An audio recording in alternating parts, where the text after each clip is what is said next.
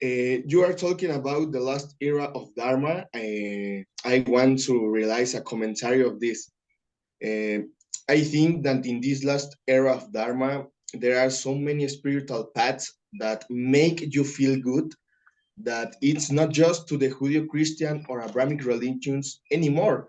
I almost all of the spiritual paths also seek manipulation throughout something higher, and that's where we really realized the decline that Shakyamuni was talking about. Mhm. Yes. For example, nowadays I see many people who they call themselves to be spiritual. They don't adhere to Christianity or any kind of Abrahamic religion, but they seek to have spiritual experiences by using drugs, for example. Or they go to various New Age movements, and because they are searching for experience, they are hungry for to have an experience, to have special feelings. And such fake spiritual movements offer them experiences and satisfaction.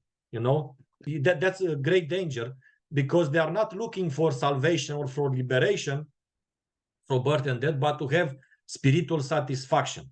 Many people in Jodo Shinshu also have problems with that, in the sense they don't take drugs, but they think that Shinjin might give them a special feeling, So these guys I call hunters for feelings, and they are everywhere, even in Jodo Shinshu. They want to feel something. They want to be entertained by religion, by the Buddhas, and so on. Yeah. Yes, yes, yes. I told you the last time our last meeting, and I've talked about him before, there was this friend who's actually inadvertently introduced me to Buddhism through the book, What the Buddha Taught. And he was constantly doing that. He was very into anything New Age going on, he knew about.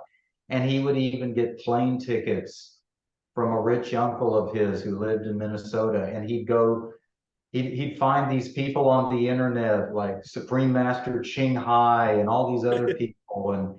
And he would go, and I said, why don't you just find one of these things you're seeking and focus on it? You're all over the place. You're always going here and there, but you never stick with anything. And he actually verbally attacked me. He's like, you don't like it, basically go screw yourself. But it's like, a lot of people are like that. They're into feelings. It's like, I want a mystical sensation. I want all these enlightenments or epiphanies. But that's it. The opposite's true for me as a person with Shinjin. It's the settled, the rock solid foundation of Amida. Knowing. Yes. The knowing. This that despite absolutely everything. The knowing. Yes. Despite whatever happens in your life, good or bad, somehow there inside you, deep inside, is that knowing. Amida is a real enlightened person. The Pure Land is a real enlightened place, and he assures me of going there when I die.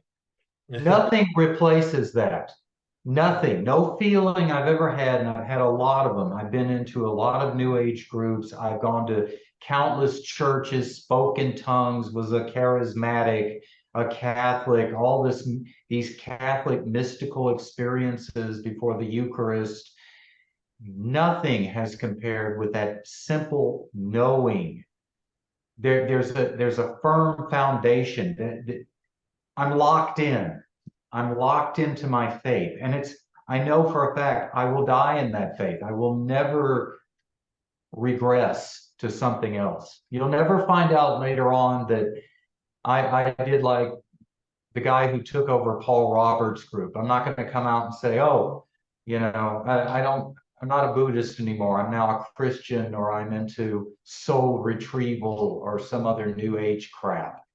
It can't compare with this knowing, this connection that can't be broken with Amida. It's very important for me that I don't need to become anything else that I already am. It's Amida doesn't ask for me anything else than to entrust to him and wish to go to his pure land and say his name.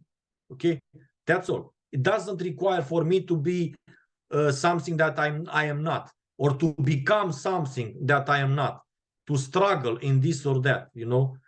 It's that's very important for me.